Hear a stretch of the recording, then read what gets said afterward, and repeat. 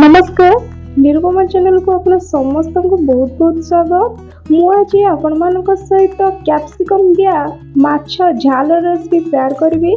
आपण मान तो अनेक बार माछ झाल बनई माछ तरकारी बनई किंतु देसी माछर ये झाल रेसिपी आपण मान थर निश्चय ट्राई करियो बोली मोर आशा। देखंतु मु एठी देसी माछ को भल कि काटिकी सफा करी धीरे हल्दी और लुण गोलई नहीं। देखंतु बढ़िया से हल्दी लुण गोलई नहीं। आम ए कढ़ई देदेबा कि सोरिष तेल आप रिफाइन तेल यूज करेंगे। देखो बढ़िया से कढ़ई रे मु तेल देदेची तेल बढ़िया से गरम हो गला माछ गुड़ाक आम सब देदेबा। मुझे अधा माछ देउची सब माछ एकाथरे देबिनी। देखो माछ गुड़ा गोटे पाट हो गलानी ताकू ओल्टाई नेबा।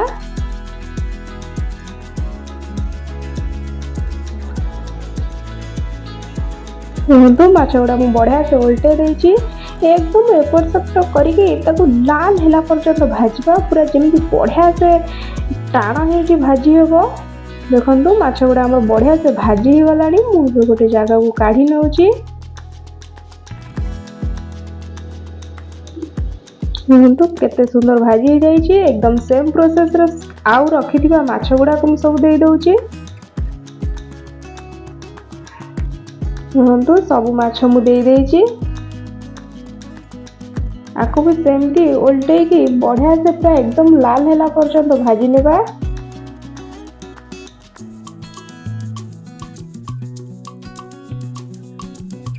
देखो ये माछ गुड़ा भी बढ़िया से भाजी हो गला। मुझे गोटे जगह को काढ़ी नेबी।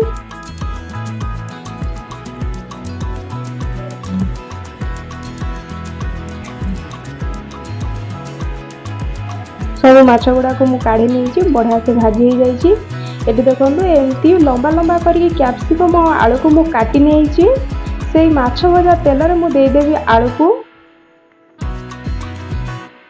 देखो आलू दे देछि मात्र गोटे पिंच हल्दी देदबा। हल्दी देके बढ़िया से गोले नबा। घोरणी लगे 2-3 मिनिट बढ़िया से एकदम लाल है पर्यंत भाजी नबा। देखो बढ़िया से लाल हो गला।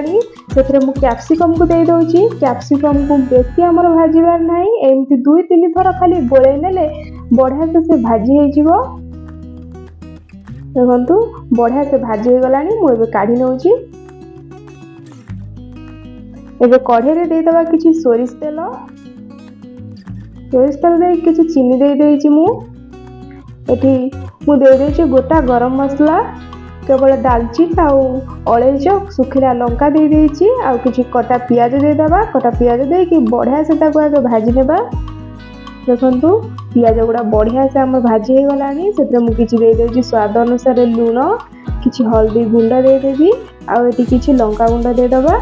लंका गुंड दे कि बढ़िया से आगे गोले नेबा। देखो मसला आमर बढ़िया से भाजी हो गला। एठी मु अदा रसुण रो पेस्ट दे देइची गोटे बड़ चामच। अदा रसुण पेस्ट देकी हल्का पानी देदेबा जमी मसला पोड़ी न जाए। बढ़िया से कषा को छाड़दबा। देखो बढ़िया से कषि हो गला। एठी मु किछि दही देबी। आपण माने चाहिए यदि टमाटर भी काटिक दे पारिबे। मुझे दही दे दउची। दही एठी मु 3 चम्मच दे देइची।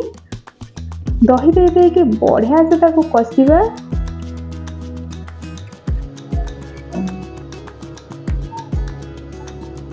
देखो ये तेल छाड़ी आसलानी तो जानवे मसला आमर बढ़िया से कषि हो गला। मुझे दे दउची आलू आ कैप्सिकम को। आलू कैप्सिकम को देकी ताको आउ 2-3 मिनिट बढ़िया से कषिबा। देखो केते सुंदर आमर कषि हो आसलानी।